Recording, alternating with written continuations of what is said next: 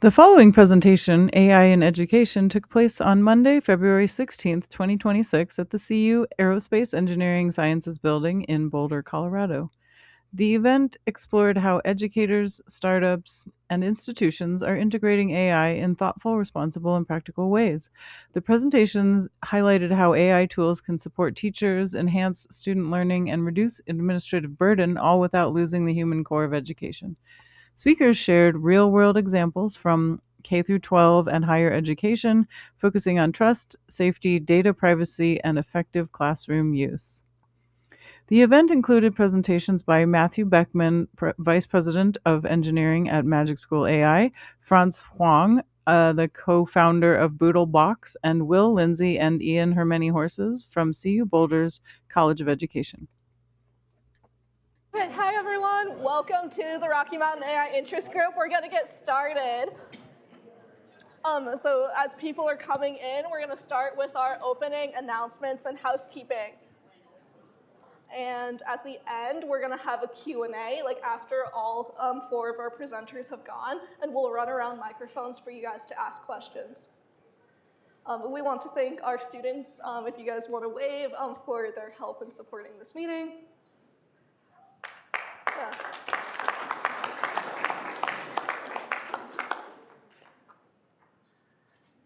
And we also want to thank our executive committee for all of their work behind the scenes, helping to run meetings and support the group. If you guys want to stand up and wave also. And so if you have any questions or any feedback, any ideas, you're welcome to pitch Dan as well as any of our executive committee. We're also thankful to our sponsors, Brad Feld, Kamiwaza, and a number of others for helping to support things like our venue, our pizza at different times, some of our meetup subscription, some of our technology that we use. And so we really appreciate everybody's support in bringing this community together.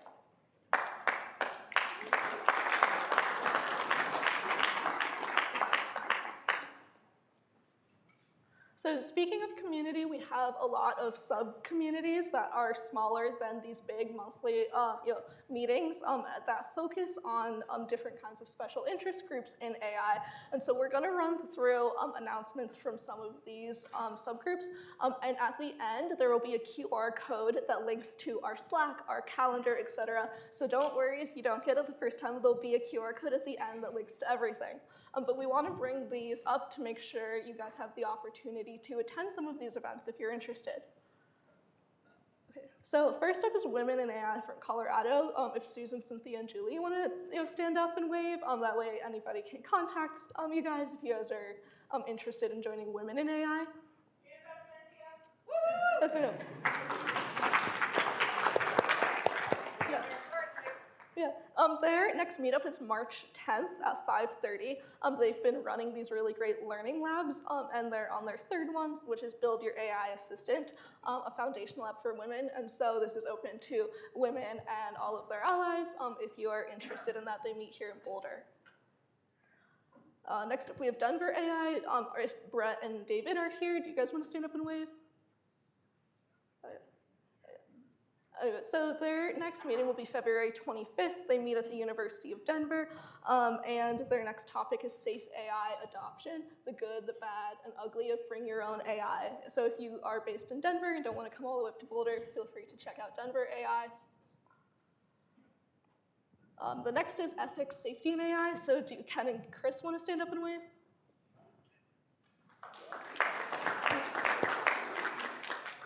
So they do monthly meetings and the topics of those meetings follow our monthly meetings. So their March meeting will be about education. And so if you're interested in hearing more about the ethical and safe side of it specifically, feel free to meet them at the Boulder Public Library. The Ethics, Safety, and AI group is also doing a book away. They have 5 copies that are available, so you can scan the QR code if you're interested and win this book. I'll give people a minute to scan the QR code if they're interested.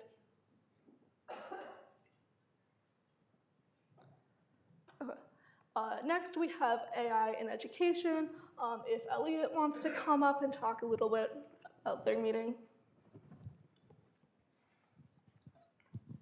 Hello, everyone. I'm Elliot.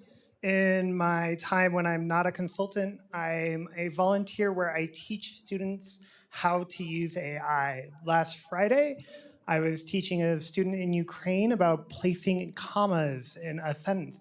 He had never thought to ask ChatGPT, how can I learn this? It was always just give me the answer. So if anyone's interested in teaching students how to use AI, I'm looking for more volunteers, and we're always looking for more students. And we're going to give a talk on it for the education talk this March.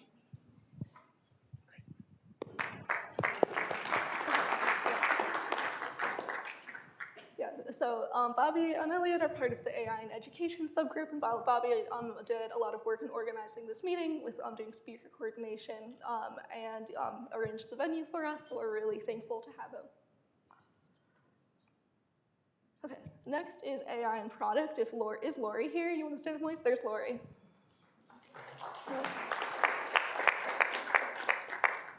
So their next meeting is this Thursday, so that's this week, and it will be on AI at work, what's real, what's broken, and what's next.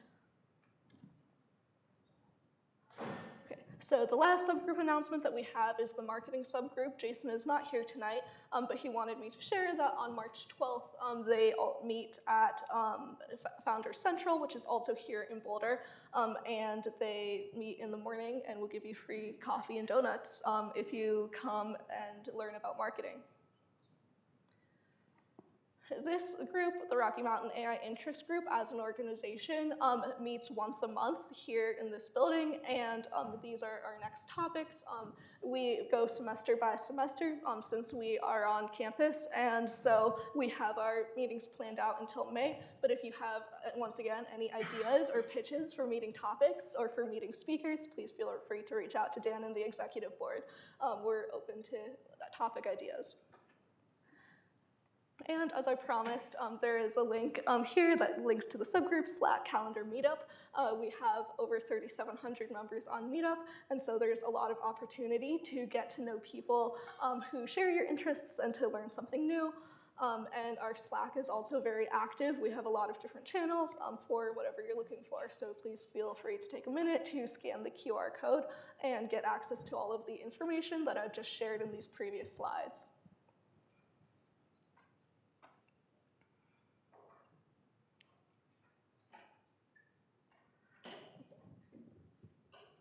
Next up, we're going to thank our pizza sponsor, Mahalo AI. And so Mahalo brought us 27 pizzas today that you saw in the lobby, so we are very thankful for them for bringing us dinner tonight. Does Mahalo want to come up and say a few words?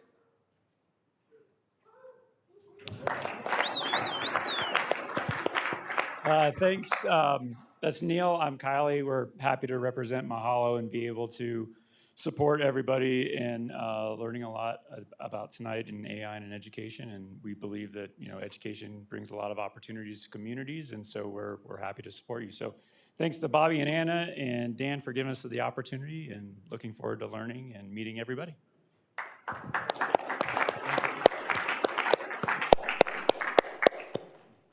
So thank you so much for being our pizza sponsor.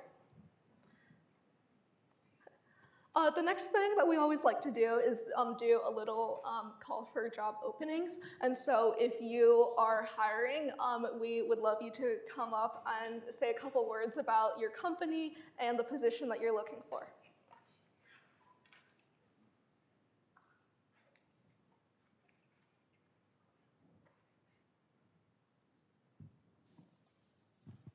Thank you. Hello. My name is Guillaume Poubelle. In English, that would give William trash can. That's funny, right? Not when you're 10 years old, I can tell you. There's an explanation for that. My ancestor, Eugene Poubelle, made compulsory the use of the first standardized bin in Paris in 1884. I'm his direct descendant.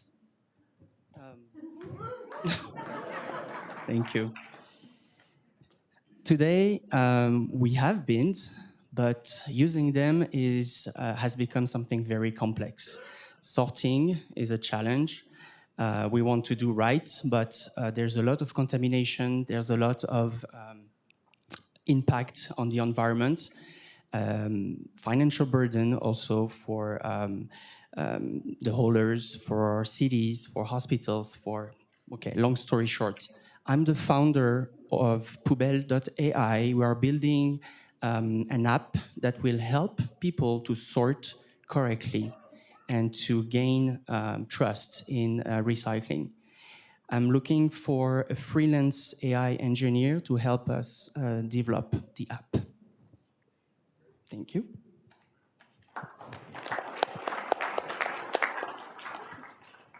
Anybody else? Thank you. Hi, so this is not for me, but it's for a colleague of mine. His name is Gary McBride. He's here in the Denver area. He is CEO of a new company called Constructured.com. Difficult spelling, Constructured. Anyway, brand new software company leveraging AI to orchestrate what's called outside plant construction, OSP. Does anyone here know OSP? Yeah, just thought I'd ask. Materials, permitting, field execution, etc. If you're interested, you can email him at jobs@constructured.com or find me after the meeting and I can connect you. Oh, did I mention they're looking for a technical product manager? And there's more information on Slack, so thanks very much. So in the interest of time, I'm going to introduce each one of the speakers right before they get up and talk so that they're nice and fresh in your mind. First of all, I want to say thank you for being here tonight. I think this is going to be a really awesome event. I'm Bobby Hodgkinson. I teach here in the aerospace engineering building. I'm very passionate about AI. So I run the AI and education subgroup. So you saw that QR code up there. If anything here speaks to you, join that subgroup. We meet about once a month, talk about topics like this and otherwise. But tonight's discussion is actually quite timely given some recent news in our local community, right? So the most recent one was the ChatGPT and OpenAI partnership that the CU just announced. So CU has a partnership across the entire CU system. So here, Colorado Springs, Anschutz, and then the other, all the schools in the CU system, all students, faculty, and staff are going to get ChatGPT EDU. So pretty big announcement. And that came actually pretty short after BVSD, so Boulder Valley School District, and Denver Public Schools announced that they are going to be blocking ChatGPT in front of all their students, right? So both parties have actually very good, very thoughtful reasons for doing what they did. I say this not to try to spur some, headbutting between higher ed and the K-12 space, but really more so to give you an idea of the spectrum that education is dealing with when it comes to AI. And that's actually what our speakers are going to be covering here tonight. So we've done a lot of work trying to curate these speakers to really talk to that entire spectrum. So that's really my hope with this event tonight, that it gets you an appreciation what's going on all the way K-12 through higher ed, and then also beyond as we're training essentially this workforce for tomorrow. So with that, I'm going to introduce our first speaker, and I'm going to read right off this sheet so that I get everything right. So our first talk, trust, safety, and quality. Matthew, if you want to come up and switch your computer here. How MagicSchool ensures quality educational interactions between teachers, students, and AI. We'll explore how this technology helps improve efficiency while preserving the interpersonal side of learning. Matthew Boeckman is an entrepreneurial technology executive with over 25 years of experience leading engineering teams from startups to Fortune 500 enterprises. Currently the Vice President of Engineering at MagicSchool. His expertise spans platform engineering, data governance, e-commerce systems, and agile transformation. Matthew thrives in early-stage startup environments where he excels at building teams and processes, growing systems, and creating clear strategic direction from a bewildering array of options. So AI is perfectly suited for that. A servant leader at heart, Matthew believes in creating space for others to succeed and grow. fostering cultures where teams can reach their highest potential. A recognized voice in the Colorado startup community, he's a frequent conference speaker and meetup organizer. Beyond technology, Matthew pursues many hobbies, including skiing, camping, hiking, and travel with his family.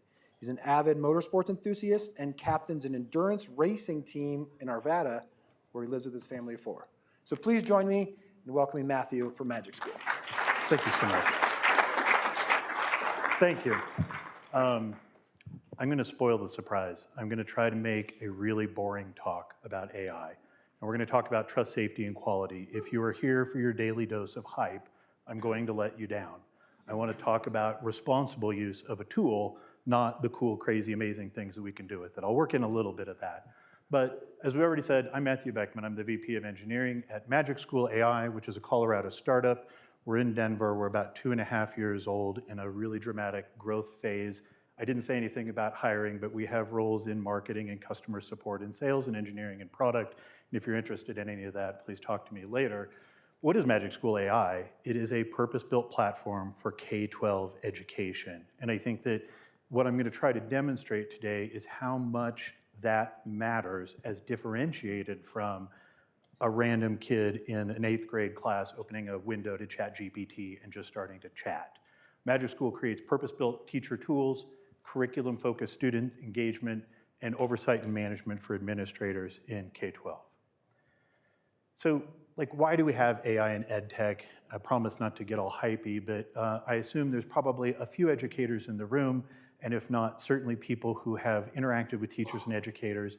And these first 2 statistics I treat pretty skeptically. I actually think way more than 44% of K through 12 educators think that they're exhausted and on the edge of burnout always. They spend far more than 11 hours a week on manual tasks.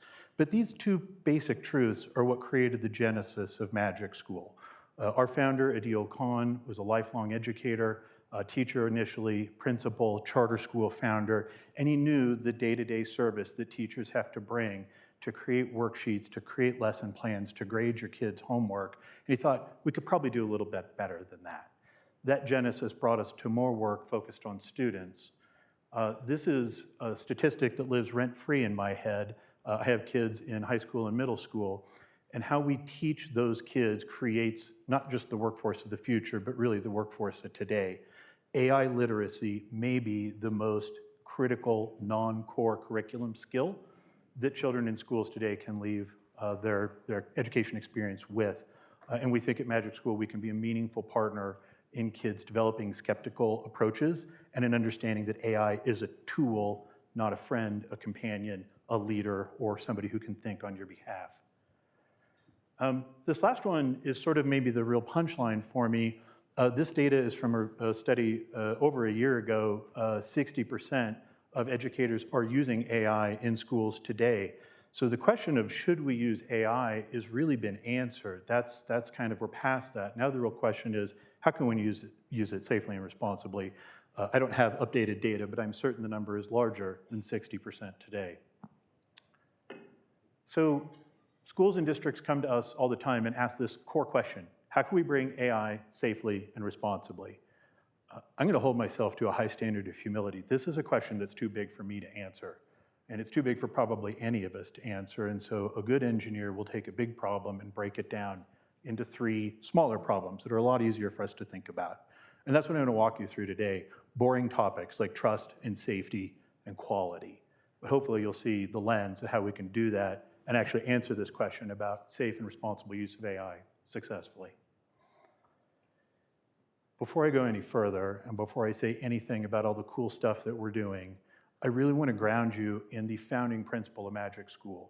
Teachers are the magic in all educational contexts. There is not a future that we believe in, a future that we try to build to, or an idea that we pursue that somehow removes or obviates an educator in the classroom. If you follow AI and you're familiar with a lot of the conversations in industry, human in the loop is a phrase that you see frequently, and you certainly should.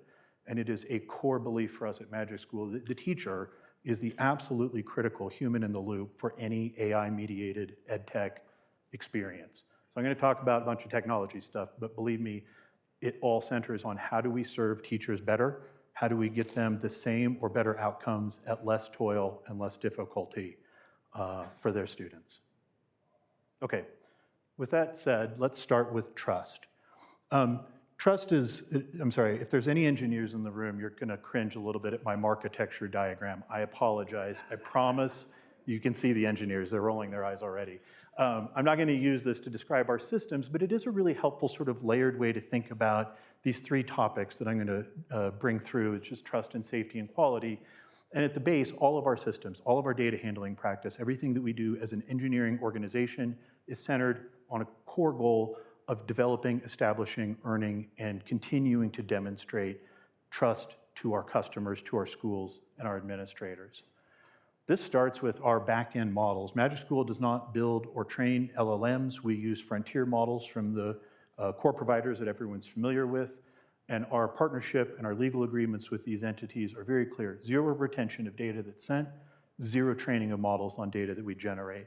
This is a basic way that we can help earn trust in parents and in communities around the world who have lots of concerns about how data a child may be entering into an AI chatbot is being used. They don't get to use the data that we provide. If you're familiar with ed tech, you know that compliance is really just sort of table stakes. And I don't really think that compliance itself earns trust, but it's one of the external validations of the way that we operate our systems. Of course, in education, we have to be COPPA and FERPA compliant. As a business, a commercial entity, SOC 2 is a great standard to set out for yourself. There are other frameworks here that we focus on, but the one that I like to really talk about is common sense privacy. If you're familiar with them, you already know what I'm about to say, and if you aren't, they're a tremendous resource as they evaluate privacy and the use of data by all sorts of applications, not just AI. They have scorecards that they generate. I'm really proud that MagicSchool's received a 93% approval rating. Some of you may think 93 isn't a big number, but believe me, they're rigorous. We're looking for 95 next time around. But we have to be compliant in all of the ways that a school may expect any technology provider is present. Like I said, compliance is just like the external validation. The real thing is the principles by which we operate. Our data management is focused on ownership and control. The people who generate the data and give it to us are the owners of that. Our use of that data, the purposes to which it's put, are clearly articulated, well understood. We keep the data only as long as is necessary, and we minimize the utilization of that data.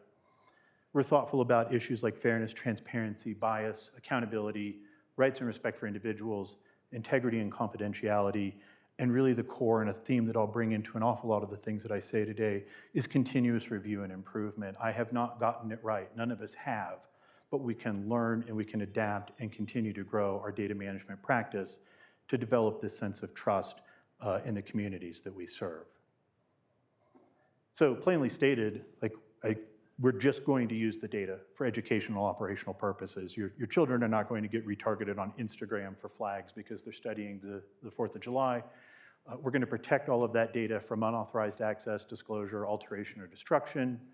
We're going to be active partners with schools and districts and all of their compliance and privacy needs and concerns. And we're going to be transparent. We actually have a project going on right now to rehash sort of our trust center on the website. If you happen to stop by there in the next few days, you'll see quite a lot of descriptions and details about exactly how we handle data. We think that that sort of transparency holds us accountable in a way above and beyond what we see from compliance regimes. And I'm not going to say much more about this. I promised you a boring talk. This should just sound like good data management handling practices. I might say really good data management handling practices, but AI shouldn't be present in a school if this isn't true for whatever back-end system that AI is leveraging. So let's talk about something maybe a little bit more interesting, which is safety. This is a fun topic. What is safe and what is safe for you and what is safe for me are very different things. But in my marketecture diagram here, we're in the middle spot. This is where we've earned trust, and now we have the right to actually try to think about creating a safe learning environment. There are immense studies that tell us when individuals feel safe, they're in a much better place mentally to learn and take on new concepts, and when they don't, the opposite is true. So how do we approach that? There are 3 layers. Some of these may be common or familiar terms to you, but prompt and context engineering is the basis not only for the product that we offer, but the way that we create safe interactions for teachers and students. I'm going to talk a lot about evaluations in a minute, but I'm going to kind of gloss over that and then bring in our moderations, which is pretty standard, or what seems like pretty standard content filtering. So if you aren't familiar with prompt engineering and context engineering, that's just the stuff, the instructions you give an LLM that frame whatever interaction you may be trying to get out of it. MagicSchool's secret sauce, if we have any, is our global system instructions. That is a set of instructions that are inherited by any tool in our platform. Any experience that we use is leveraging as a first principle our global system instructions. That defines the role of the LLM. It defines formatting and translation norms, what's the tone we're looking for, and certainly a tremendous amount of focus around preventing jailbreak and implementing safety guidelines as envisioned by us, as envisioned by our district or school or teacher partners. I mentioned moderations a second ago, and I said it's sort of content filtering.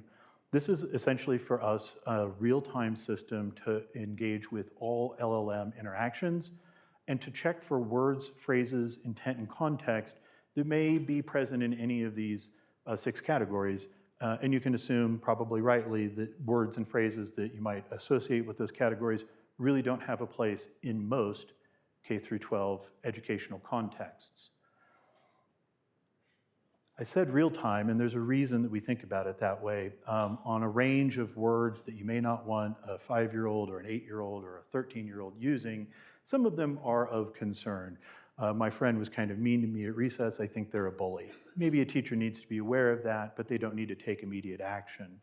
I've been really sad lately, and I'm thinking about hurting myself. That should be an immediate notification to teachers and administrators to get that human in the loop involved, because we have a child at risk. We have something that's been stated that needs far more than we can expect from an LLM interaction.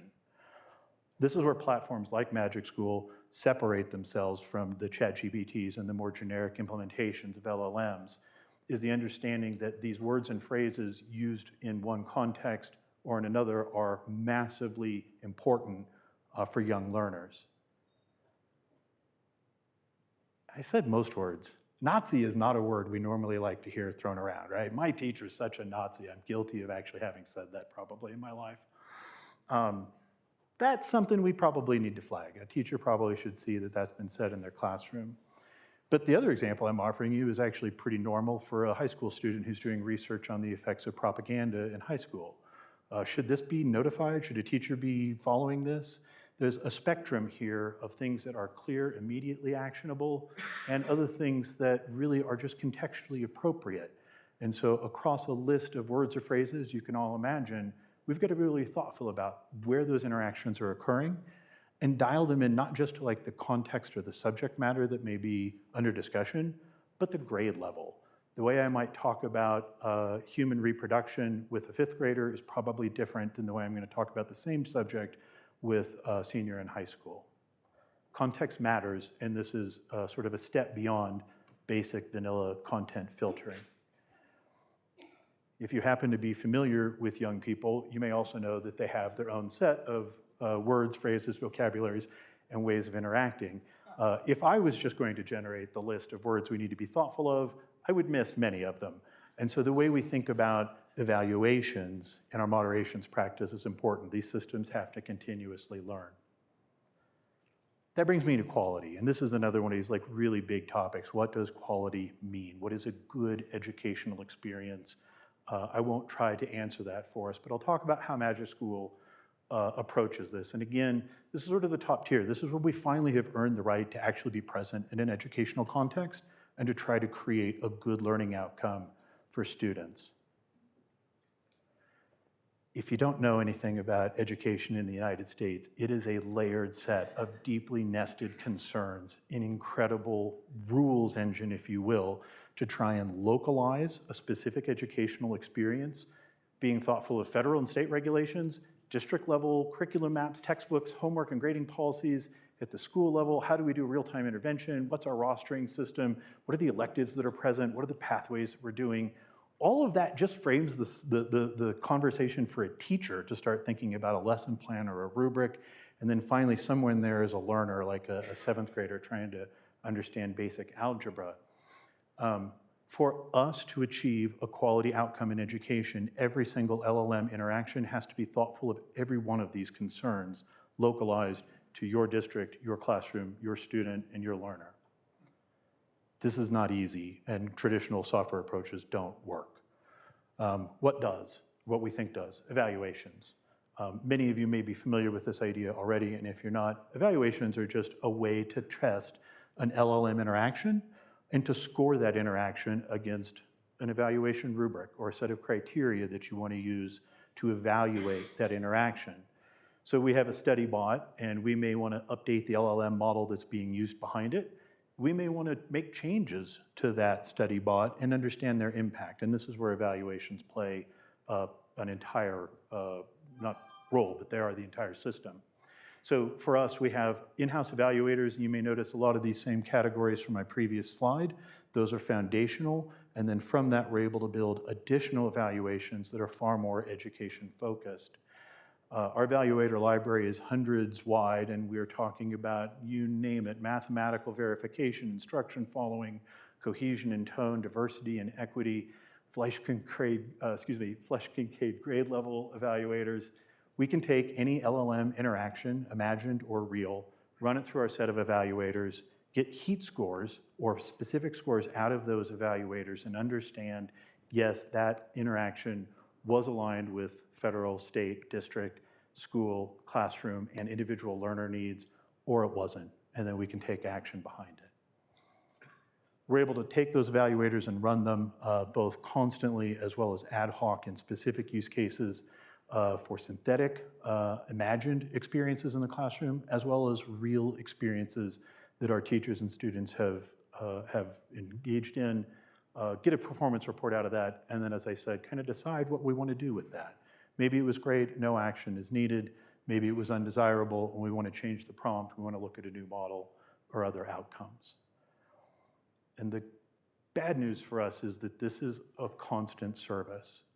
Again, for the engineers in the room, you're always monitoring your systems, and when your systems are showing high latency or a particular failed workflow, you do something about it. A MagicSchool, in our case, is no different. We have evaluations running 24/7, 365. When we see something out of bounds, that triggers an incident, and our team responds just the same way that you might in an e-commerce system that's no longer allowing people to add to cart. So those are the pillars: trust, safety, and quality. That gives us the space to actually think about meaningful, responsible, safe use of AI in a classroom context. Those pillars, again, just data handling has to be secure, compliant, and transparent. Our safety pillar leads us to believe that all AI interactions have to be purposeful. We're here to talk about the American Revolution, not that cool video you saw on TikTok last night. They have to be monitored, and those monitors have to be evaluated and serve as input for future iterations to improve safe interactions. And lastly, all of the artifacts we generate have to be aligned with standards. They have to be evaluated for outcomes if we're going to hit a high bar for quality in K-12 education. I'm finally going to talk about some of the cool stuff we get to do, and it's at the end of the talk. It's been boring up till here, but really what we can do is amazing. We can generate lesson plans, worksheets, we can generate quizzes, we can create initial first passes at grades for those. We can offer writing feedback for students who are working on essays. We can generate exemplars for teachers and remove toil from their day-to-day. The thing that I get most excited about under the student column is adaptive learning plans. We're all different learners who learn at different paces, and most teachers in any context can't really develop specific lesson plan for you as differentiated from a lesson plan for you as differentiated from a lesson plan from you. With AI, we can do this, but we can only do it after we've established these basic truths of trust, safety, and quality for our customers. Lastly, administrators are often left out of these conversations, but they're actually really important too. They're trying to understand what's working and what isn't in their classrooms and their schools. They're trying to develop improvement plans, and we think that MagicSchool, with these pillars present, can be useful for administrators as they chart a better educational future for our students and our kids. And I'm going to wind down where I started, really. None of it matters at all without a teacher present in the classroom. They are the critical human in the loop. They're the critical member of an educational platform that brings the experience together. Every one of us has had a teacher that inspired us, that has helped us work through a complex problem, that didn't actually expel us because we were making smart out comments in the back row of 7th grade social studies. Sorry, Mr. Dayton. Teachers are the magic in education, and whatever else we may do with MagicSchool to create safe, trustable, and quality experiences in AI, we're going to do it in service of extending the mission and the reach of teachers for all of our students. That's what I have for us. Thank you, everyone.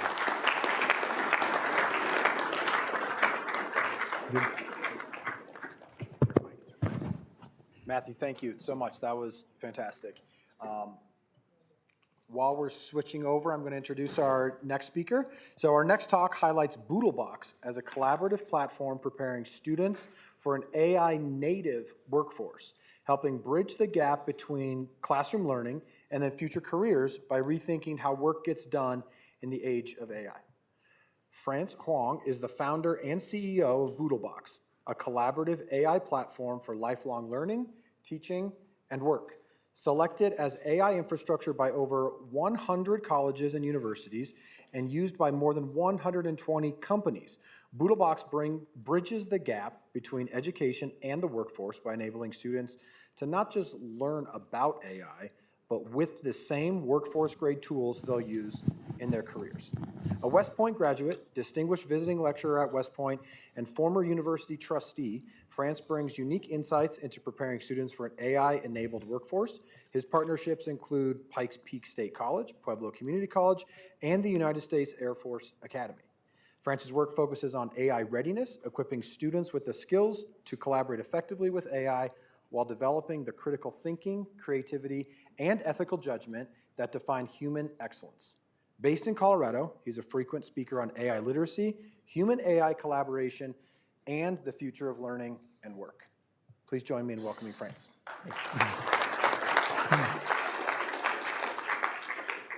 Thank you all. Can everyone hear me okay? Fantastic. Okay, I'm going to start off tonight. I got 20 minutes. I talk fast. I use small words. Hopefully those things work well together. I'm going to start off with a story. This is Lorelei Klein. She's a student at Point Loma University in California. And we hired Lorelei this past summer to be an intern for us at BoodleBox. And we hired her because she's AI workforce ready. And what do I mean by those words? First, she has domain expertise. She can explain and evaluate AI. She was in a class at Point Loma where she was asked to develop a bot, and she, under the supervision of a professor, built an AI assistant to help a neurodiverse friend negotiate certain situations to great help to her friend. And she did this, right, with no previous knowledge of AI before joining that class. Second, she's AI enabled. She knows when and how to use AI responsibly. When, as an intern, we wanted to build templates for bots. So we had over 150 bot templates created by Lorelei, a college student. And these templates were used by tens of thousands of professors and students all across the country, created by a college student during a summer internship. And the third reason we hired Lorelei is she's just an excellent human being. And I know this because I worked with her. We had a workshop where over 200 educators signed up to learn to bot build, and I didn't teach the class, and I didn't have my chief technology officer teach the class. I had Lorelei teach the class. So here we are with a college student teaching hundreds of professors how to build bots. And Lorelei, more than just being good at AI, she could collaborate and create and communicate and think critically. So if there's nothing else you get out of tonight, remember, be like Lorelei, okay? We should all try to be that way. You heard about my background. I'm a refugee from Vietnam. I grew up in Washington State. I wanted to give back to this great country. I went to West Point. I've served overseas. I've worked in the White House. I've worked in education. But my three favorite startups in the bottom right-hand corner, I live in Colorado Springs, and I recently moved my company, BoodleBox, to Colorado. So like MagicSchool, we are a Colorado company and proud to be so. As I mentioned, these are my three favorite startups, my kids, 11, 8, and 6. And I think often about where is the world headed for them, right? And what are we building, right, as technologists, and how will it help them? And I truly believe that AI should amplify, not replace human potential. And so that mission, that passion informs the work we do. BoodleBox is used by over 80,000 educators, students, professionals at over 1,000 colleges and universities. Over 100 colleges and universities use BoodleBox as their AI infrastructure. We have faculty and student leadership counselors who are our partners. And we think really hard about what we're trying to build. And like I said, right, how do we amplify, not replace human potential? So I'm going to throw some statistics. Some of these were similar statistics to what Matt showed. There's 18 million students in the US, 4.5 million graduate every year. There's 1.5 million faculty. There's over 4,000 higher education institutions. And there's 60 million knowledge workers in the United States. And all of these folks, right, are thinking about what is the future of work. And so just some more statistics for you. There's a study done recently. 92% of students use AI for academics. I think that's because 8% of students weren't telling the truth, but it's a high percentage, okay? 89% of colleges are working on AI-related strategies. That's probably close to 100% by now.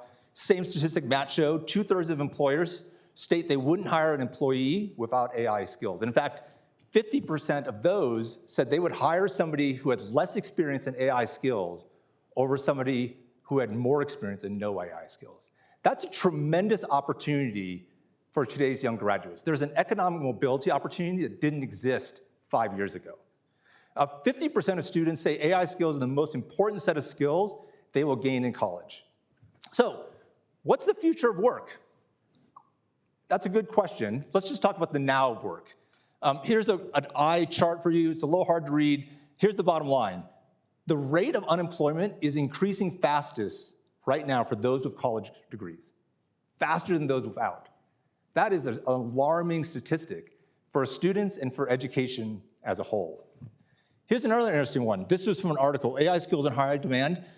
This company did a survey of Indeed and found that job postings that mentioned an AI skill had salaries that were 28% higher on average than those without. That's a fascinating statistic. So that leads us to higher education, the field that we work in. And what is the future of higher education? I don't know. But I could tell you what the now of higher education is, which is, I think, at least part, AI readiness. So what do I mean when I say the word AI readiness? I've used that term a couple of times now. The first is domain expertise. So we are all now a B minus, maybe a B at everything, okay? I could ask anybody in this room to write a podcast in Swahili about refrigerator repair, and you could do it. However, if you're not already good at refrigerator repair, if you don't already speak Swahili, right, and you're not good at podcasting, you don't know if it's right. And so I think that AI is actually most useful, perhaps arguably only useful, if you already know what you're doing. And so domain expertise is imperative, is important. And the only place to get domain expertise right now is education, right, and experience, but really education. And so educators, don't worry, your job's not going away in a student. In fact, it's more important than ever. Because let's say I take an AI, I'm a recovering lawyer, and if you have an AI that's as good as a partner, but hallucinates 10% of the time, that's actually most useful to me, because I can catch those 10% of hallucinations. Second, being AI-enabled, it's funny, I'm a founder of an AI company. I forget to use AI all the time. I have a little post-it note on my computer that says, have you tried AI? We need to learn all those opportunities to use AI and how to use AI responsibly. I call that being AI-enabled. And the third thing I think we need to do in education is create more excellent human beings. The things that make us uniquely human, creativity, critical thinking, collaboration, communication, they're actually more, not less important in an era of AI. I think the promise of AI is that what used to be 80% drudgery and 20% high-value work can be flipped. And AI allows us to spend 20% of our time on drudgery and 80% of our time on the things that are high value, connecting with other people, communicating, thinking about context, critically thinking. That's the promise of AI. And so if you ask me what should higher education do now, it should produce domain experts who are AI-enabled and excellent human beings. And we do that by teaching and learning with AI, teaching and learning about AI, and learning how to do this new thing, collaborate in human AI teams. So to do this, right, students need their choice of AI, educators need control of AI, and the institutions need safe, secure AI. Many of the same things that Matt talked about, exactly the same, in fact, at college.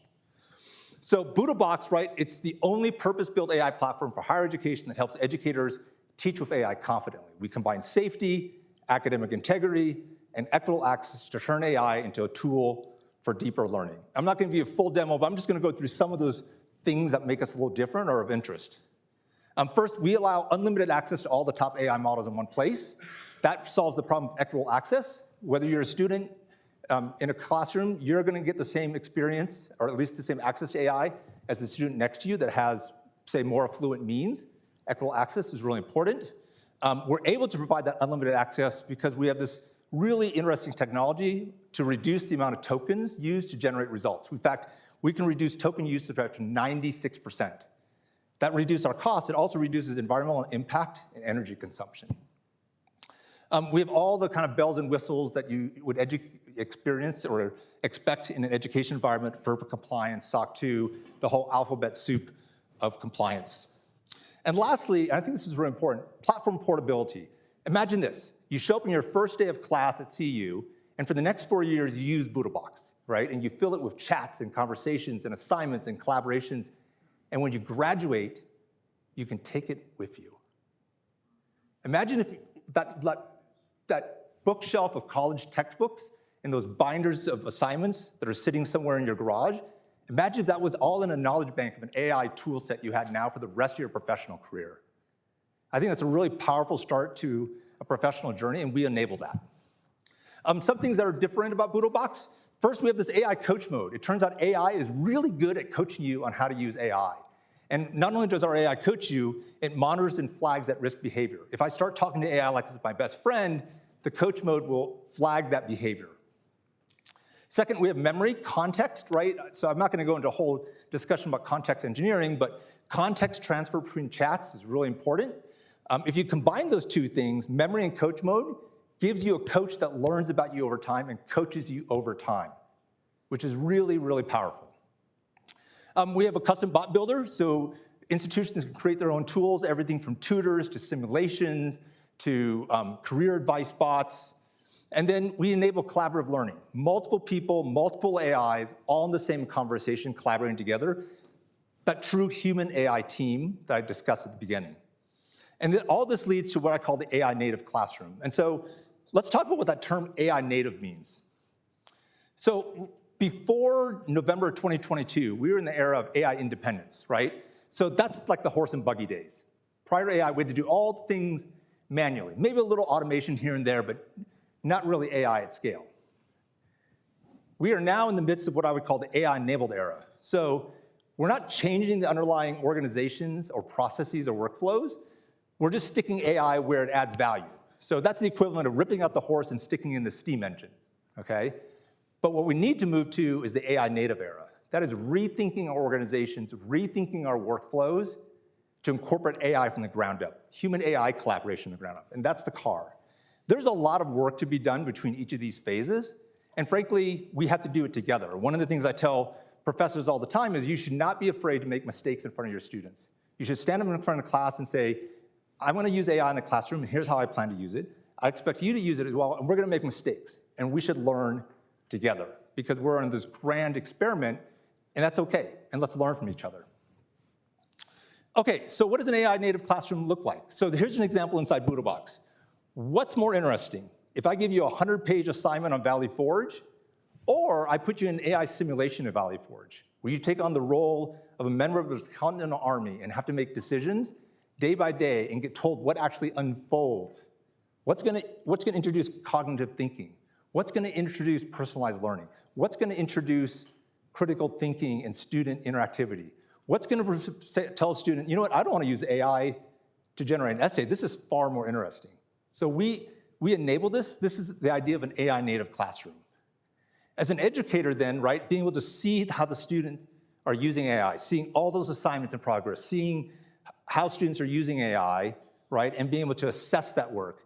And ultimately, imagine having a TA, right, an agentic assistant that has access to the entire classroom, all the student work, your lesson objectives, the readings, and be able to ask it anything you want. How are my students doing? How should I change the lecture today? How should I change my assessment based on how the students are doing? This is an AI native classroom, or at least an early version of it. Okay, some examples from close by. So Pikes Peak State College, one of our early adopters of BoodleBox, they used it in English composition. Now, if there's any one subject you think that would be anti-AI, right, it's writing. So there's a wonderful professor over there, a writing instructor. They implemented BoodleBox. They created a series of custom AI assistants that scaffold the students' writing, starting with, hey, let's take a look at your writing, let's take a look at AI writing, let's compare the two. Let's give you AI that scaffolds your learning. So the end result of that class, right, using AI in a responsible way, first off, no reported issues of unethical AI use whatsoever, 0. 90% of students felt that BoodleBox was a more ethical way to incorporate AI into academics. 83% of students felt more comfortable with AI after a single assignment and being exposed to the AI coach bot. And then 87% of students felt that BoodleBox was a better experience than using the free AI tools they had to date. So back to Point Loma. This is Professor Christine Kahlberg. She teaches a class on marketing. She does the typical sage on a stage lecture, but that's where the typical class ends. She has her students in BoodleBox take their lecture notes and build their own marketing assistant, their AI-powered marketing assistant. And then all of her assessments are case studies where the students have to collaborate with the AI assistant and create real-world solutions to real-world problems. And they started off doing that one-on-one. In other words, one student, one AI, one assignment. But by the semester's end, they're working in teams of students with their each individualized marketing assistant working together to solve real-world problems. So by the time those students graduate, they understand marketing, they understand how to build an AI assistant, and they understand how to collaborate as part of a human AI team to solve real-world problems. How much better prepared is that student than a student who takes a typical marketing class?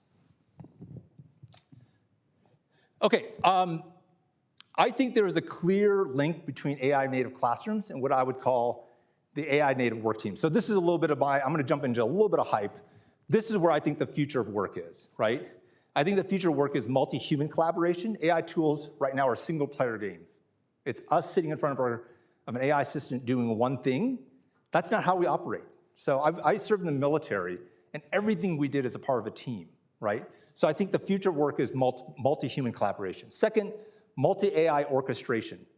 You don't ask, if you have a problem with a health problem, you don't ask a lawyer. If you have a legal problem, you don't ask a doctor. You go to different specialties, right, and different subject matter experts. And in fact, if you have a really difficult problem, you leverage a team of experts with different areas of background, right? AI use should be the same thing. We call that orchestration, using different AIs for different purposes, learning how to select, evaluate, and combine different AIs. That's a new skill. We enable that in our AI native classrooms. I think it's going to be a part of AI native teams.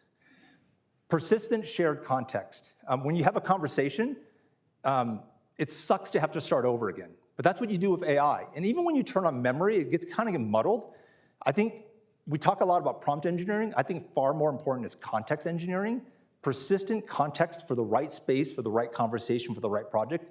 That's the unlock for getting the value out of AI.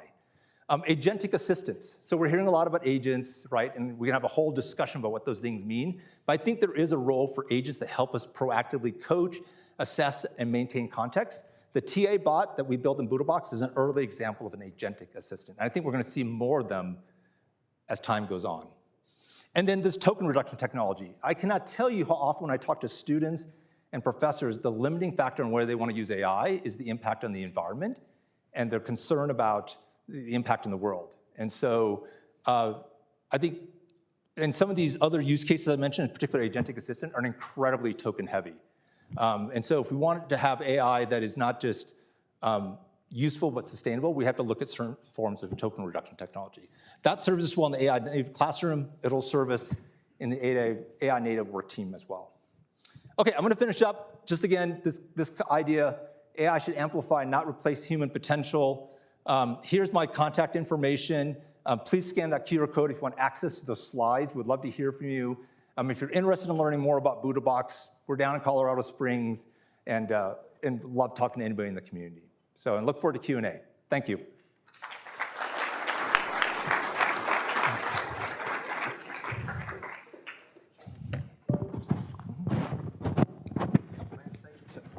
we go, we're on. All right, thank you so much. So we're gonna have a Q&A session after Dr. Lindsay and Dr. Hermany-Horses finishes up. So I'm gonna jump into this next talk and then we'll open up the Q&A. So our final speakers will share early insights on how AI is being integrated into teacher preparation at CU Boulder, highlighting practical ways future teachers can use AI to support, not replace, thoughtful teaching and learning design. So about our speakers here, Dr. Will, we're good? All right.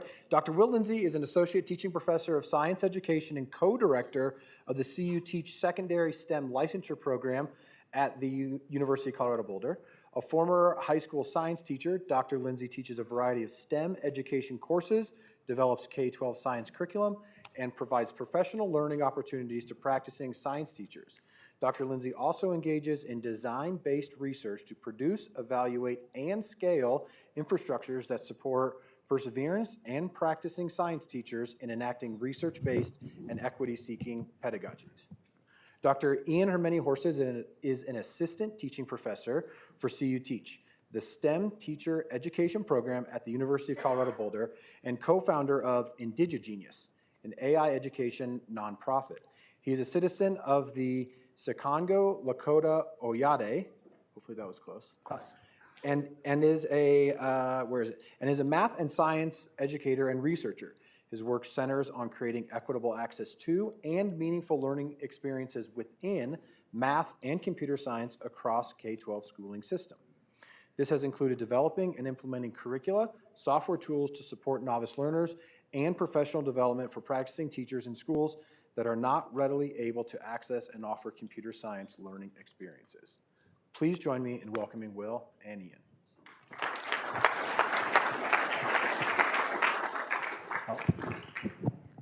All right, we're going to take turns here. This is our presentation, Integrating AI into Teacher Preparation. My name is Dr. Ian Hermany-Horses, and my colleague is Dr. Will Lindsay. We're faculty within the School of Ed. We focus on preparing future math and science teachers within our program. As part of our talk, we're going to be talking through a couple different things. Up first, we want to lay the groundwork and set some foundation of what it is that pre-service teacher preparation looks like. And then we'll talk about what AI literacy looks like in terms of how we support it within our courses, AI integration into teacher preparation, what kind of tools we're putting in front of them and how we're supporting them and going around about it. And then Will's going to talk about a case study of a bot called Jane, where we're actually asking our candidates to interact with these tools. And then we'll talk a little bit about implications. All right, so we are educators, and we want to ground the educational activities of our pre-service teachers. And by pre-service teachers, we mean those college students that are actively getting training to become a future K-12 teacher.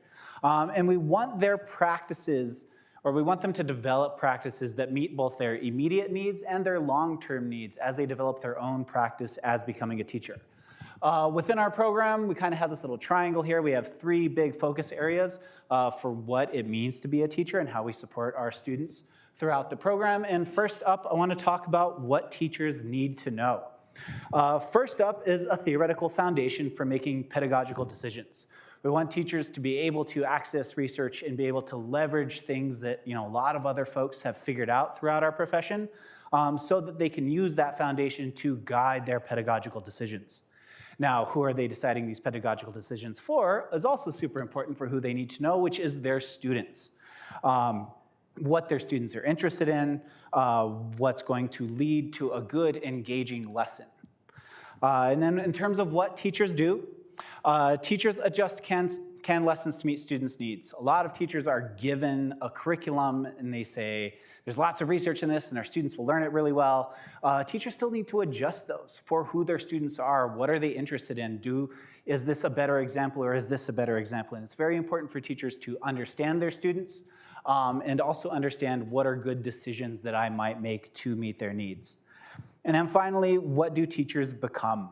A teacher is a person that develops and refines their professional practice throughout their career. In that process, they are a designer. They're designing these lessons. They're taking into account who are the people in their room, what are the things I'm trying to get across. And then from that design, they are also a researcher. They are someone that looks at the data and tries to make sense of it. And maybe they're going to make a change for that next class period. Maybe they're going to make a change for the next year. But a teacher is carrying all of these things with them. They're not just the sage on the stage up in front of the room, but they are trying to figure out what supports students learning, all of their students learning within their classroom. So, supporting our theories of pre-service teachers' AI usage, we want, sorry, I'm blanking right now.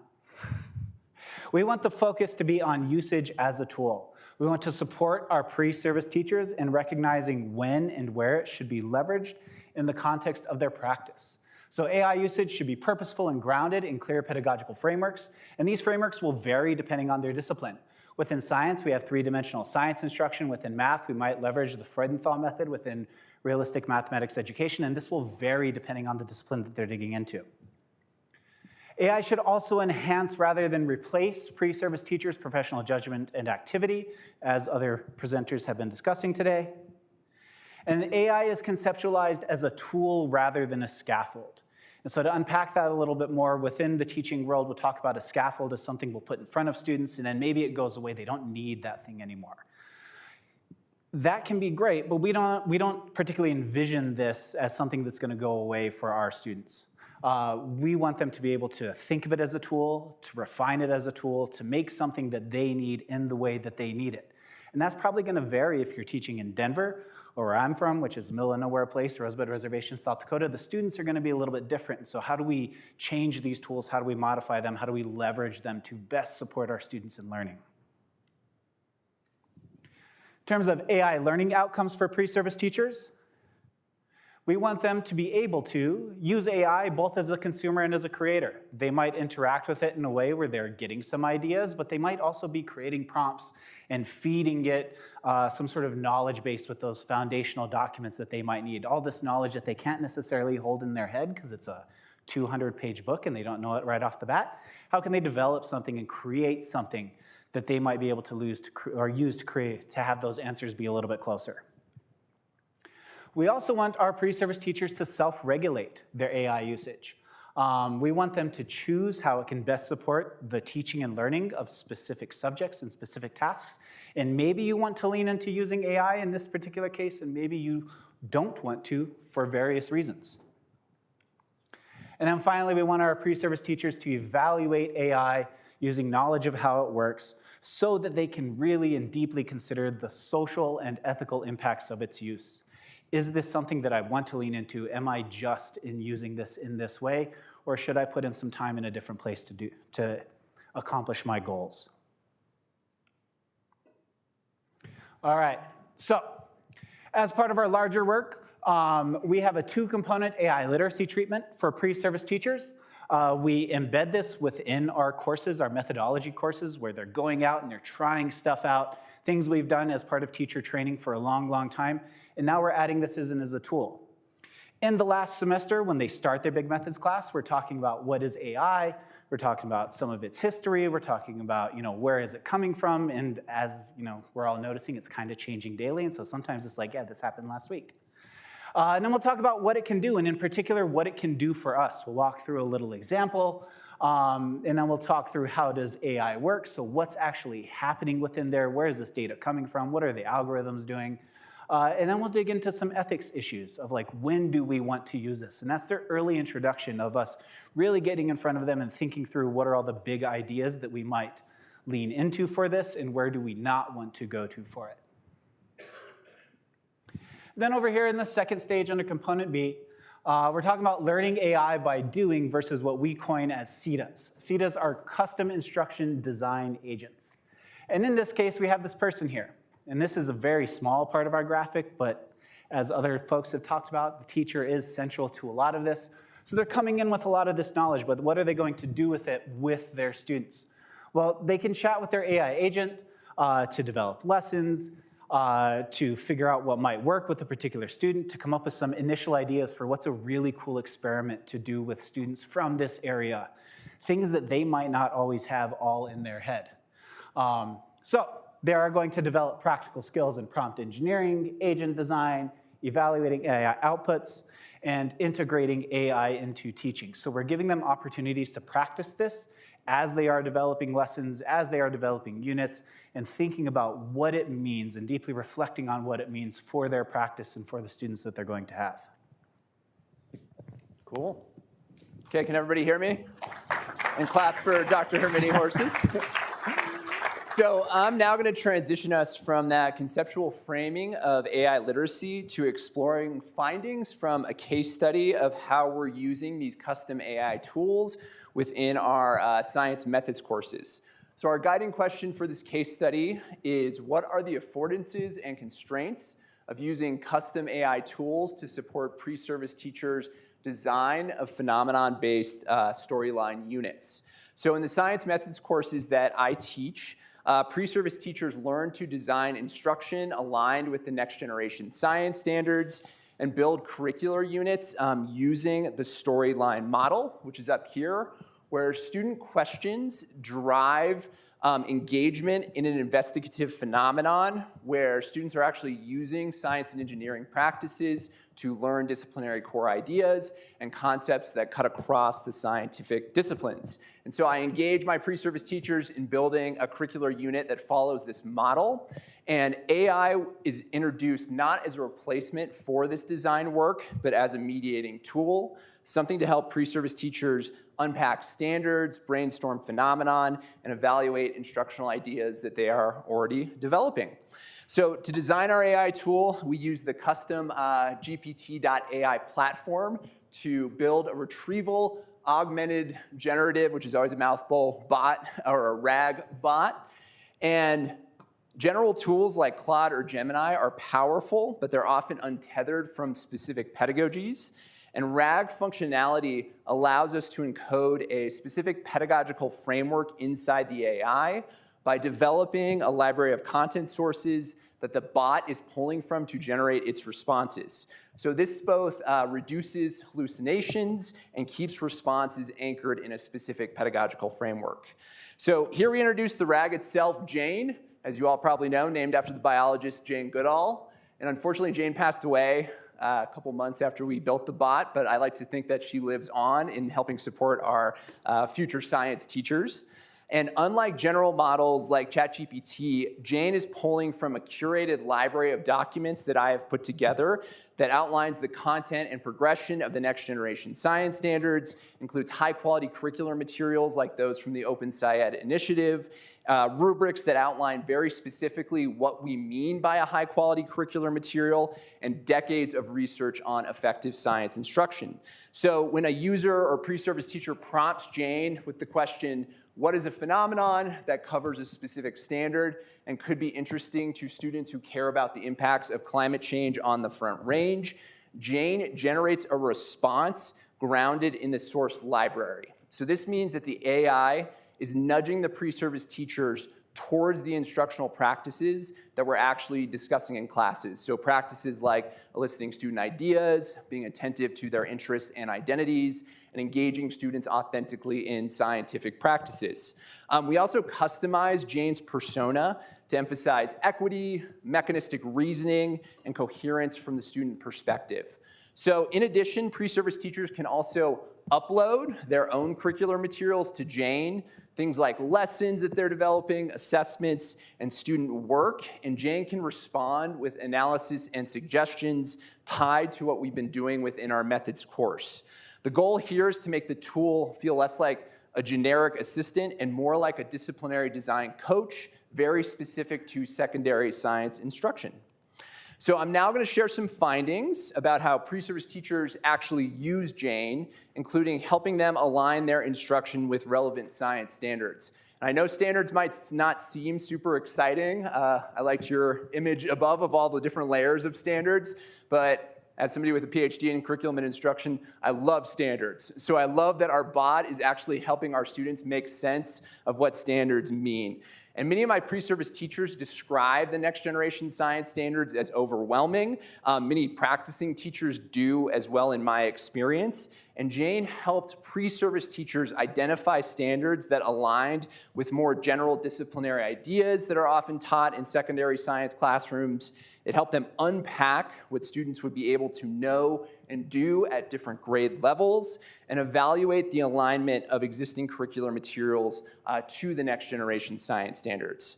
So an example of this, I had a pre-service teacher last year who was tasked with generally teaching their students about kidney functioning, and they were unsure how this general disciplinary idea actually fit with the next generation science standards.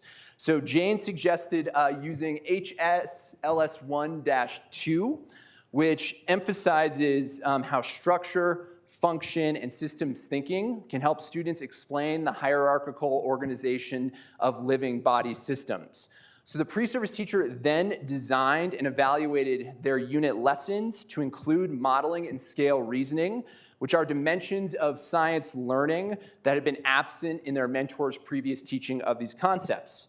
So this showcases the tool functioning as a sense-making partner, not just giving the pre-service teacher answers, but helping the pre-service teacher identify and implement dimensions of science learning that they might otherwise overlook, dimensions like the scientific practice of modeling and the cross-cutting concept of systems thinking. So the second major usage of Jane by pre-service teachers was identifying phenomenon that fit both the standards and their students' specific contextual interests.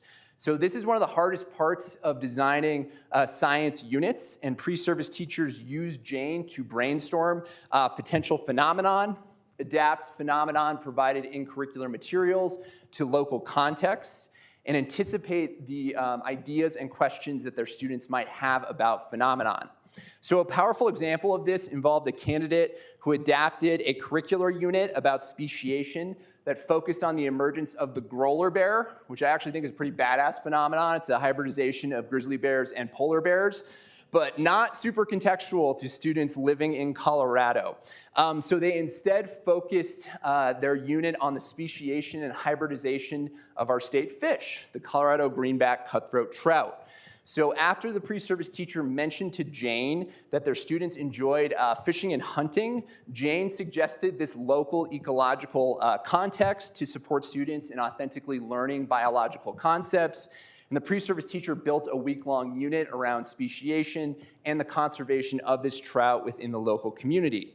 So here, the AI expanded what was imaginable to the pre-service teacher, while the pre-service teacher was still making professional decisions about what and how to teach. So finally, pre-service teachers use Jane as a rapid prototyping tool to generate lessons and activities. They described it as a way to get started or to approach lesson design from perspectives that they hadn't considered. They also used Jane to generate physical materials like data tables, graphs, images, and other things that they were putting in front of students to support their sense-making. And as someone who used to teach high school science, it's sometimes a pain in the ass, honestly, to figure out what is the specific data that I put in front of students to support them in their investigation. And since Jane is drawing from high-quality curricular materials, the activities it suggested were often closer to the next-generation science standards than what novices might design alone. So for example, I had a pre-service teacher who was tasked with teaching students about sound waves, and they had numerous back and forths with Jane about designing lessons that engage students in investigating why runners closer to the starting gun in the 1992 Atlanta Olympics had an unfair head start. I didn't realize this, but they actually used a real gun, and the folks that were closer to it got off to a faster start than folks that were farther away from that starting gun. And then Jane supported the pre-service teacher in actually designing a sequence of lessons where their students calculated the speed of sound using data from the 100-meter dash final. So this back and forth dialogue is important. It suggests that AI can lower the barrier to ambitious design while still leaving space for teacher learning and critique. And given that I was like barely alive during the 1992 Atlanta Olympics, I would have never thought of this context as a way to get students excited to learn about waves, but Jane provided the candidate with valuable ideas and instantaneous feedback on their design that I cannot always provide as a teacher educator. So we are also working with colleagues in other licensure programs to design custom bots for their methods courses. Importantly, we are leveraging the extensive pedagogical content knowledge of our colleagues to build custom RAGs aligned with what research-based instruction looks like in different disciplines. So this includes a social studies bot that helps pre-service teachers plan inquiry instruction guided by the college, career, and civil life framework, which I honestly know nothing about, but sounds pretty cool. I also have a colleague who prepares future English language arts teachers who has trained a bot to help students plan text-based discussions with open-ended questions. Ian, you want to share a little bit about your own math bot? Yeah, and in math, we have Carl, and Carl really kind of focuses on helping students to find appropriate problem contexts. In science side, we can focus on a phenomena, but in math, it's like we need math to solve a problem, otherwise it might not be super interesting. And so what's our reason for wanting to lean into this? And so that's a big part of what we help students focus on. Awesome. So some implications of this early work include, when used with intentionality, we think that AI can support pre-service teachers' development, including that knowing, doing, and becoming that Ian emphasized at the beginning of the class. We think that custom AI tools like RAGs can help ensure that pre-service teachers' AI usage is grounded in specific pedagogical frameworks, like the design of instruction aligned with the next generation science standards. And to get kind of nerdy about it, because we are academics, we conceptualize AI as a tool that pre-service teachers will continue using rather than just a scaffold to support learning that will be removed once they enter the workforce. So I always put my question slide in there for conference presentations, but I think we're doing it all as a group. But our contact info is up there, and also if you just Google CU Teach, you can find our pre-service teacher licensure program. So thank you for listening.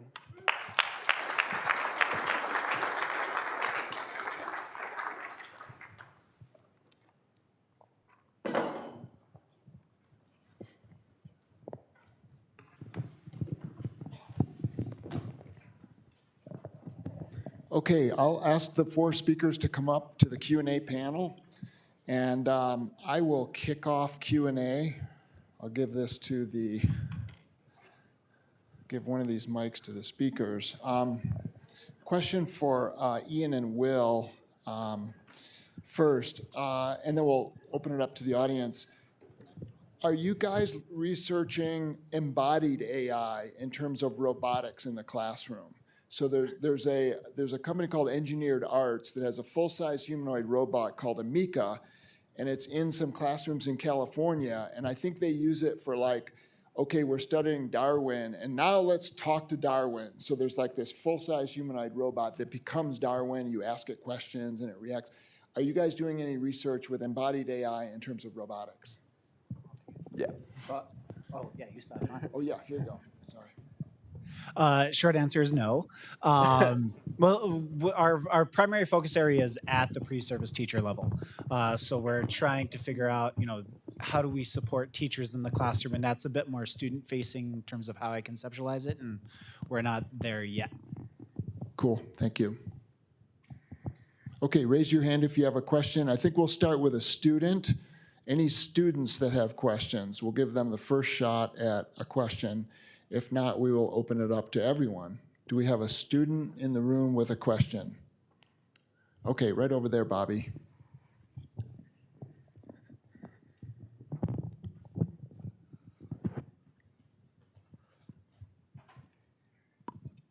I was just wondering, you mentioned for MagicSchool that there's it will flag responses from students that bring up concerns. And so I was just wondering, what's the response that's generated, or does it kind of just cut off there? Yeah, so it depends in quite a lot on how a district or a school may have it set up. So out of the box, our technology will just report on use of any of the phrases or words that we've sort of defined. I think we all know that lots of districts in our nation have different feelings about words that are okay and words that are less okay. And so the district can entirely customize exactly what that action may be. Maybe it is only report, maybe it is report and alert, and maybe it is completely shut down the interaction. All of those are options that are available. Okay, next question here in the back from my friend Mark, who's a professor, and I happen to know a pretty good pickleball player too. I have a question on transition to a platform like BoodleBox. So I teach one course for MBA, so I have time on my hands to learn something new. How does a full-time professor with over 100 students, 4 courses, what does it look like for them to transition to a platform like that? Yeah, first off, BoodleBox can be purchased by an institution. It can be purchased by a particular college. It can be purchased by a single professor for use in the course or by professor or student individually. So we support all those use cases. We have lots and lots of resources. So inside BoodleBox itself, there is the AI coach. There's also an AI toolkit aimed at college professors. On the website, there's videos, there are walkthroughs on how to get set up for BoodleBox, whether you're using it for pre-classroom preparation or in the classroom for teaching and learning. Lastly, we have every month a cohort webinar series, or actually it's an interactive webinar. The first 100 professors that sign up get to be in a cohort with 99 of your peers who are implementing BoodleBox in the classroom, and you get to share lessons learned and learn the platform from A to double Z. So it took me 2 months to get used to Canvas. So is it months? Is it years? What does it look like? We have, so Elizabeth, you want to raise your hand? Yes, Elizabeth also lives here in Colorado. She works with us and works with schools. So I highly recommend you talk to her one-on-one afterwards. We have professors that get set up in less than a week's time and are introducing it in the classroom.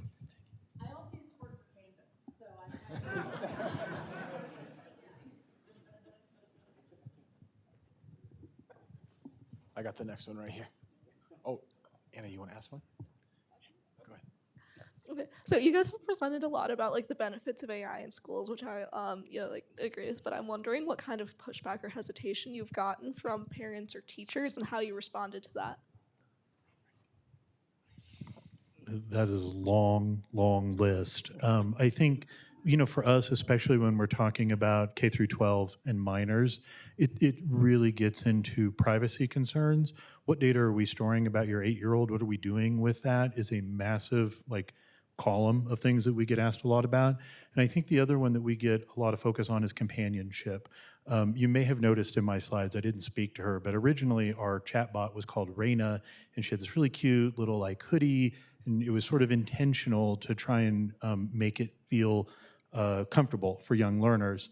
And there's plenty of research that have helped us think differently about that. And we've sort of made Raina, I don't want to say we killed her, but we sort of killed Raina off because the danger there is that a 7-year-old is having a companionship moment with AI. And I think that that's a huge set of concerns that we're thoughtful of. And the last one that I'll point out is insight. Ultimately, parents are curious, what are their kids doing? That's true in and outside of any AI context.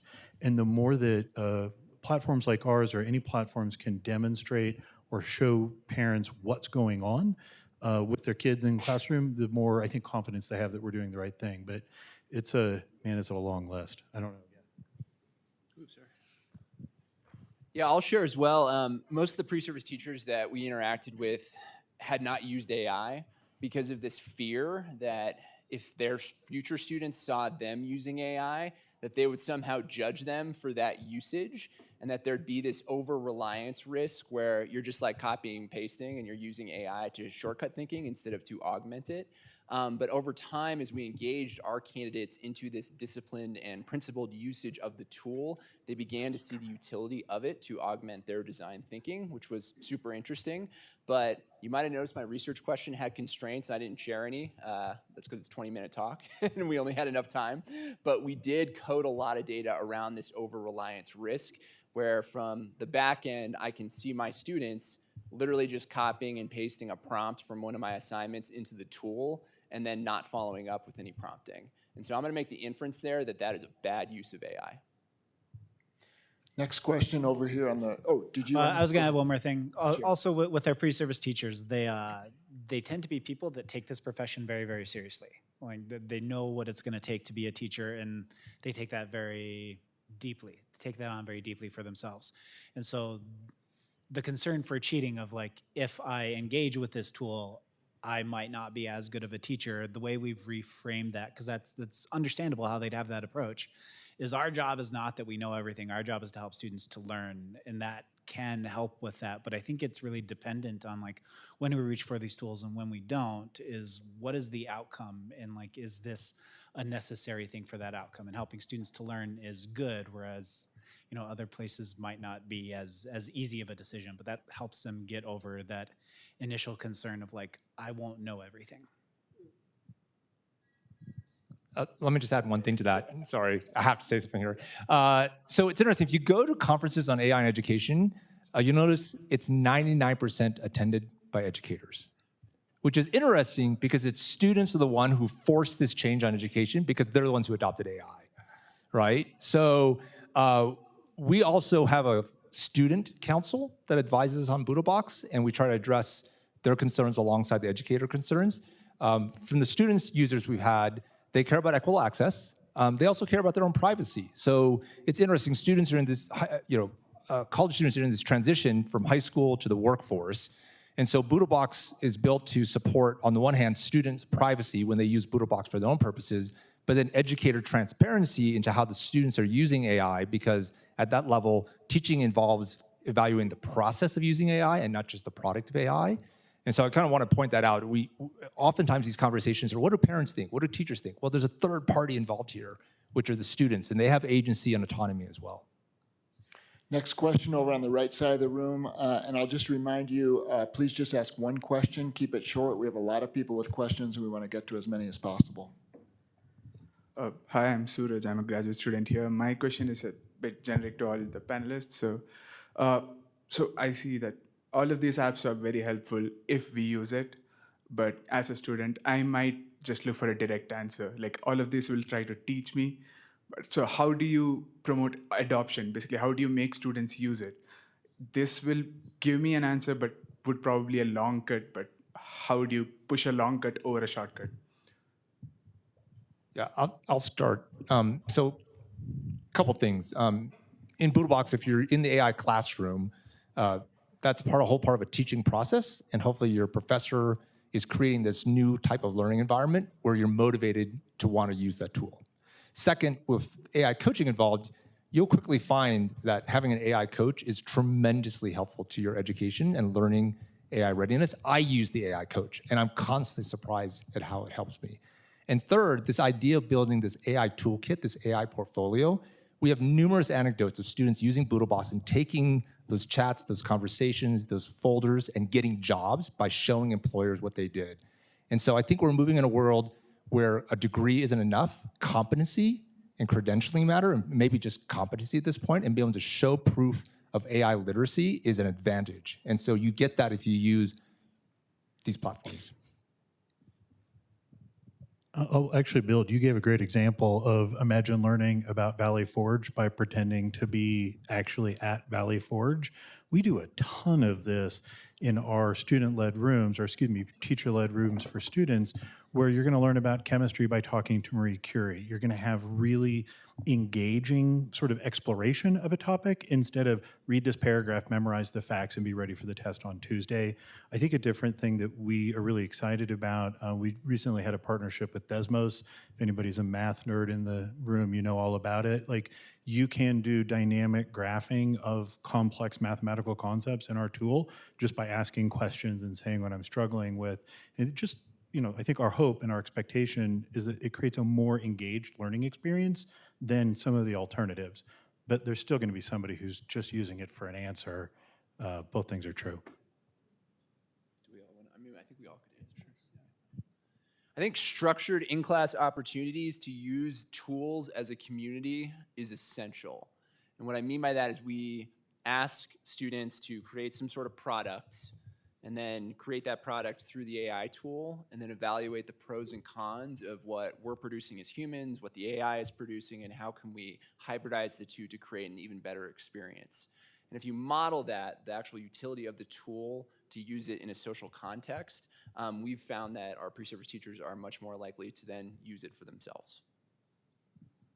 I got the next question right here. Thanks. Great talk, guys. I work with kids K through 5, and we are somewhat introducing AI as one of the platforms what we use. I'm struggling with how young is too young.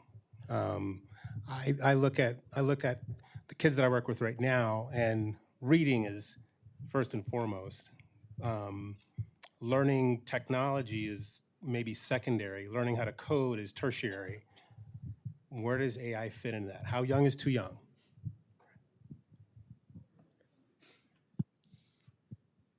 I don't know that I have a perfect answer to that question. I mean, you commented, I think, on the two, let's say, precursors that are necessary for it to be a meaningful interaction, and it's certainly literacy, and it's certainly just like basic familiarity with tools. We see kindergarten teachers using our tool in classrooms in very limited ways, and then I think what we see is that ladders over time as students become more confident in literacy and more confident with the technology. But gosh, if this is a tool that we all have to use forever in the rest of our careers, I think the right time to start is as soon as we have basic literacy in place. That creates risks, as I've already talked about, we've got to be mindful of. But you know, the earlier I got exposed to computers, the better I was at using them later in life.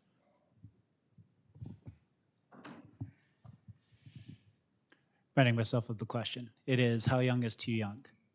I think it's going to be dependent on what are you supporting them in getting out of it, and is this a necessary tool? Like, would this help us to accomplish it, and we couldn't do it without it?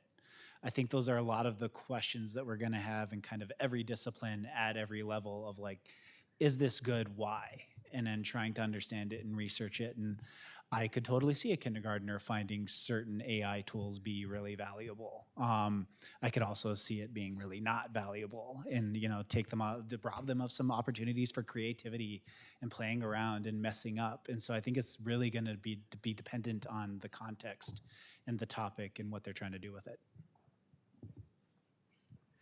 Next question here in the back. Thank you.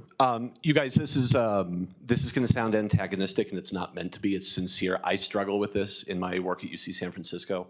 It's the moral hazards question. So academic inquiry and development is a place where diverse viewpoints are not only welcome but necessary, but LLMs are definitionally homogenous. The major commercial models were also largely trained on not just stolen, but data sourced from the white male viewpoint. And as a result, they return largely a lens based on the white male viewpoint. Do any of you have thoughts on how to provide acknowledgments or also countermeasures to providing a more diverse viewpoint in how your models are coming back to people? Yes, so first off, I think that this is why it's important not just to teach with AI, but about AI. Those things sound the same, but they are actually different. Teaching about AI involves teaching people, students, right, to think critically about the outputs of AI, about how AI was trained, how to evaluate AIs. But then that implies that you need to give students choice. And so one of the things that we built at BoodleBox is this concept of choice. There are 50 different large language models. You can choose any one of them. You can use them together. You can ask Perplexity to research something, ask ChatGPT its opinion, ask Claude its opinion, ask Claude to critique ChatGPT. And that's one of the ways you can build critical thinking and build responsible AI usage. And we're going to continue to add models, and hopefully models with other diverse viewpoints. We have Mistral in there. If you want a French viewpoint, it's in there for you, right? So I think it's important to teach responsible AI, which includes more than just, hey, this is what the model does, but where did the model come from? What are its limitations? You're spot on. I think some of the earliest work we did in our evaluations practice was bias detection. Really important for us to be equitable in all of the interactions that we have with an incredibly diverse student base in the United States. But the back-end LLMs are trained exactly as you stated. And just to be candid, MagicSchool is in an interesting place. We don't build LLMs, we don't train them, and we're very much recognizing we may need to. And I think that a comment I made earlier around data privacy, if I'm not storing any student data, I can't really train an LLM to be more inclusive and more mindful of the correct interaction. If I start storing that data, I offer an opportunity opens to maybe create a better LLM for young people and people with diverse backgrounds. But now I've got to get permission in the court of public opinion. about training an LLM on like a 7-year-old's interactions. This is a deep question, and to be really clear, MagicSchool is not doing the things that I just said, but we have to think about it, right? We have to recognize this gap between the tools that we've been given and probably the tools that we need. Stay tuned. I don't know how that question's going to resolve. So we kind of experienced this in the teacher ed space. If you can imagine, ChatGPT is not great at how teaching should be done. It takes a very kind of sage on the stage approach or very traditional viewpoints. And so a RAGbot is actually has worked out really well for us in terms of like prioritizing what you want to get in front of students. I think a bigger challenge comes down to what would it mean to create those types of models? And that I think is way messier. So over the summer, I teach at a summer camp for Lakota youth. We teach them how to build AI tools from scratch. And we spun up our own chatbot. We have our own server, right? It was running one of the GPT LLMs. And we had to have really serious talks about what does it mean to have our language in there if we upload a dictionary. And we felt comfortable because it was private, but then what does it mean for us to reach out to a major company that's developing one of these models and exposing our culture to this? And that's something that's a conversation that's happening across Indigenous communities all over the place. And most of us are saying no. And we want to lean into kind of these more, we actually own everything. But I don't, that's probably going to be the question of the times is what, how does that shake out? Question right here. So perfect segue to my question about the bias. LMs have, depending upon which LM, have had historical issues with bias. Textbooks, on the other hand, K through 12, go through extensive vetting processes over the content of even just words and choice of words and how things are characterized in textbooks. If you're not licensing the textbooks to use in the RAG that runs the chatbot, assuming the vendors allow you to license them for that purpose, what similar process are the source documents that you're using in the RAG? What vetting process are they going through similar to a textbook, or are they not? And on the principle of transparency, do parents know what the source documents are in those RAGs that you're using? Yeah, so I'll start. I use open educational resources for my RAGs, and I was a postdoc through the Open SciEd Curricular Initiative, where we intentionally were pushing back against textbook companies who own, the CC/BY things to their specific intentional choices there. And so for my own, expertise as a curricular developer, as someone who has curated these library sources, I am very intentional about what I am picking to include in there so that my students are using examples that I know are high quality, and I could get into kind of the esoteric, what that looks like for science instruction, but that's gonna look different across different disciplines as well.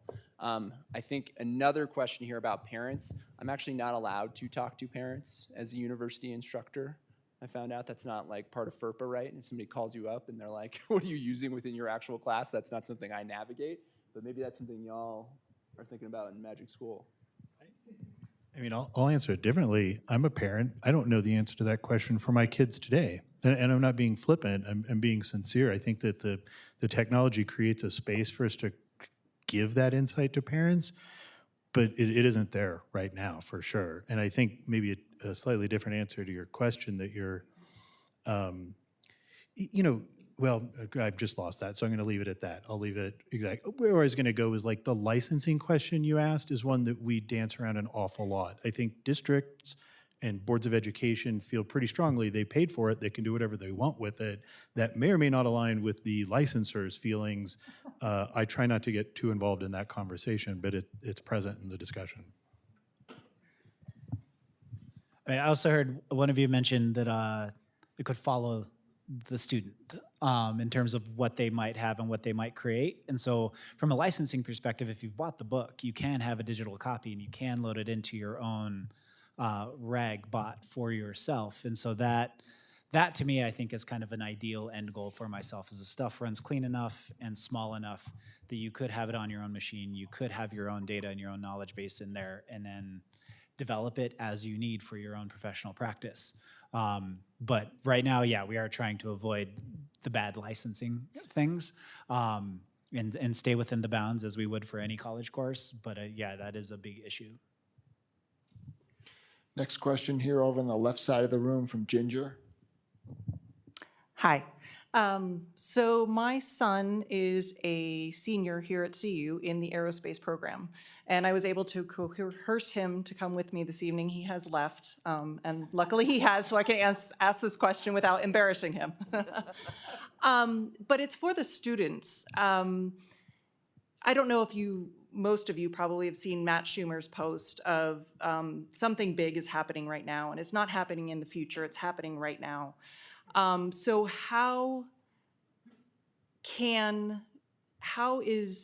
what is the biggest takeaway that students can learn from this? Like, what, if you could tell the students one thing that they had to know graduating from CU this year, what would it be? You were giving a keynote to them.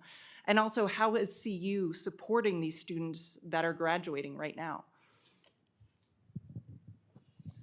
So for those who aren't familiar, Matt Schumer wrote this post basically saying we're all being blindsided by AI. There's a COVID moment. The inflection point of AI is actually now, not 3 years ago.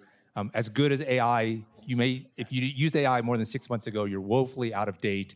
And start planning for your financial future because it's in peril. Literally, he says this in the article, by the way. We are all at the cusp of kind of economic upheaval. I disagree with Matt. Okay. So not that he's wrong about AI's capacity. It can probably do a lot of the things he said, but he discounted, I think, the most important part, which is AI doesn't do anything by itself. Okay, it's a human-AI collaboration. The limiting factor of AI isn't the capacity of AI, it's the capability of human to use it well. So I'm a recovering lawyer, as I mentioned. He uses legal examples throughout. He claims that law is about to be disrupted. Let's go by logical extension, okay? We have an AI that is as smart as the smartest lawyer in the world. Actually, let's forget about the AI. You hire the smartest lawyer in the world. He's working for you, or she's working for you. And you forgot to tell that lawyer one important fact of the case. Or something happens that the lawyer isn't aware about. The lawyer can't do their job. And the limitation is the human being feeding information, or the human being making a judgment of what's important. That's what Matt ignores. And so that's the human element I was talking about. So we need to be better at being better human beings and doing the things that are uniquely human. And that's what I think AI readiness means. And that's how you future-proof yourself. That's how you make yourself valuable as a student. And by the way, right, the only person that can use the AI lawyer, like I mentioned, is a trained lawyer. If I gave you an AI lawyer, you're just dangerous, right? You're not good. You're just dangerous now. So ask any doctor out there who's, WebMD ruined the medical profession. I'm married to a doctor, right? Like, patients coming all the time, like, I think I've got these 5 diseases now, right? Because they're not a trained medical professional. So that's my response to Matt. I don't know if anybody else has any thoughts here. It's a tool. You have to be able to use it, and you better think critically about every single thing that happens with that tool. This is what I say to my own kids every day. They get real tired of it. I actually liked your framework of it augments your domain expertise. And teachers have been threatened by technology since at least the 1960s, 1970s. They thought that these responsive tutoring systems would help students learn math. Guess what? They didn't. We still have human learning interactions and sociocultural learning theories that are incredibly important for humans. And so how do you augment what your domain expertise is using this as a tool rather than replacing your work in humanity? I just make the point clear that it's here and they have to start figuring it out. And disruptive technologies have happened a number of times. We've seen them. We've seen the smartphone. A lot of us in here have seen the internet, right? Both of those things changed commerce and changed how everything functioned. Maybe it felt like it happened a lot slower than it did, and maybe it was a little bit slower, but not by much. It's just this feels so much bigger, but it's here. We have to figure out how to engage with it. And so if folks they're not having those opportunities, they should start to seek them out.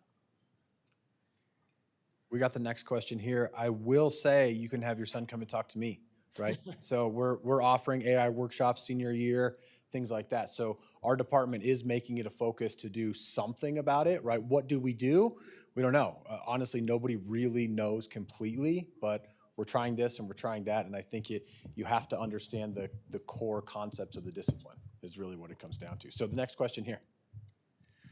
Returning to the darkness we were exploring just a moment ago, question for MagicSchool. Since you brought up Nazis before, a question I didn't used to worry too much about, but I think a lot more about these days with something like this is, if Hermann Goering had your technology, what could you do with it? And I find the fact that your stuff is tracking at such a fine granularity, basically every detailed thought that every student is doing in a way that basically is recorded. Now, right now you're being very careful about who has access to it, but I can imagine a parent or a school district or work way up the hierarchy saying, you know what, tell us when your student says X. And today maybe that X is something really obviously harmful. Tomorrow maybe it's something not so harmful. The day after that, maybe it's something which actually 40% of the population thinks is fantastic, but 15% is scared about. And the day after that, it's some purely political position. It seems like there's this very slippery slope from protecting people from obvious badness to enabling nefarious people in power to control people. Are you concerned about that? And if so, what are you doing about it? I'm very concerned about it. The question you're asking is a few steps above my pay grade as a societal problem. But I mean, I made reference to this earlier. We're already here. There are districts in our country who will not teach evolution. There are districts in our country who explicitly don't allow the use of certain words that are celebrated in other districts. I'm going to give probably what you might consider a cop-out answer. MagicSchool is a tool provider. We don't show up with opinions on morals and ethics, except that the district and the Board of Education in question should be in control of that. And if this district has one opinion and that district has another, I need to make sure that I can enable safe use of the technology across all of those dimensions. But it isn't, I don't think, entirely our place as a commercial entity to dictate morality, ethics, and that kind of stuff. As a human being on planet Earth, it scares the crap out of me. But that doesn't mean I don't want to use it. The arguments against technology and education have been around for a really long time. Teachers freaked out about calculators once upon a time, and calculators are really useful tools. So I don't know how well that answers the question, but I acknowledge the concern, and I think our goal and our approach is to arm districts with the tools they need to implement something like this most aligned with their lights, and the rest of it's too deep for me. I mean, what you named is happening right now. They just subpoenaed a bunch of tech companies asking for who's saying what, and we want their information. So like, it's here. Yeah, I mean, ideally, if I think like a long-term idealized future, it's this stuff is democratized and it's owned by the public. And on one hand, we don't want too big of government stuff around things, but right now, an individual in any one of these companies can make a decision to share that data unilaterally, and they are closely tied to the power structures that keep them in power. And so in my mind, it is democratizing this. This stuff is publicly owned, and public is having a say in how it's stored and what's happening with it. Because yeah, it's pretty scary that like Zuckerberg could just snap his fingers and like give everything about everybody. Okay, next question over here on the left. I'm going to just share a quote that I heard on a AI office hours call last Friday. Kyle Shannon runs a call every Friday, 11 a.m. And a guy, Samuel Elliott, on the call gave this quote. He said, he just said this. He said, "Your career is either just starting or it's ending. Doesn't matter how many years of experience you have." And that speaks to kind of the impact of AI on all of our work careers. Next question. Well, this actually kind of segues on what you just were talking about. So as an entrepreneur, my education has changed radically from the 40 years or so ago when I graduated from CU. I would go to a classroom, I was in a physical place, there was a teacher in front of the room, and students were sitting. Now, education can happen by sort of mentoring with an AI coach at home, maybe part of a virtual community. So my question is, imagining 5, 10, 20 years down the road, what does education look like? Is it going to be, physically the same? Are some people going to be able to learn faster than others? How does that look? I know it's kind of an open-ended question, but I'd love to hear your thoughts on this.